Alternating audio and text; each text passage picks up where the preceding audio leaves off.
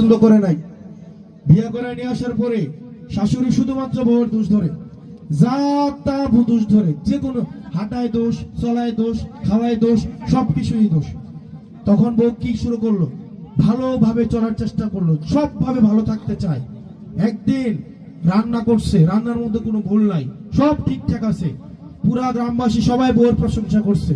তখন শাশুড়ি তো দোষ, শাশুড়ির অভ্যাসই কি দোষ ধরা।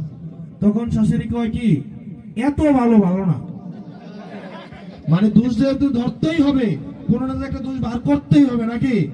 হাসান আব্দুল্লাহর কোনো দোষ খুঁজে পায় না, কারণ তার লগে চাঁদাবাজ ধান্দাবাজ নাই, সে চাঁদাবাজদের উপরে নির্ভর করতেছে না। এখন একটা দোষ খুঁজে বের করছে। দোষটা কি, সে যদি একবার নির্বাচিত হয় তাইলে 20 বছরও তার লালন যেত না, এটা নাকি আমার দোষ।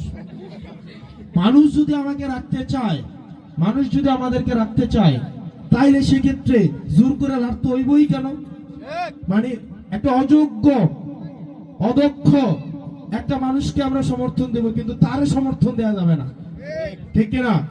ঠিক কিনা? শোনেন, আল্লাহ যাকে সিলেক্ট করে, আল্লাহ যাকে পছন্দ করে, জনগণ যাকে চায়, দুনিয়ার সকল শক্তি মিলেও তাকে আটকাইতে পারবে না।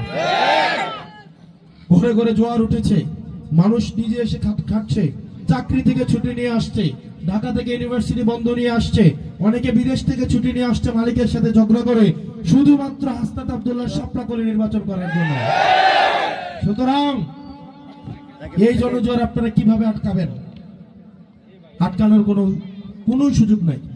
ইভেন যে লোকটা ধানের শীষের মিছিল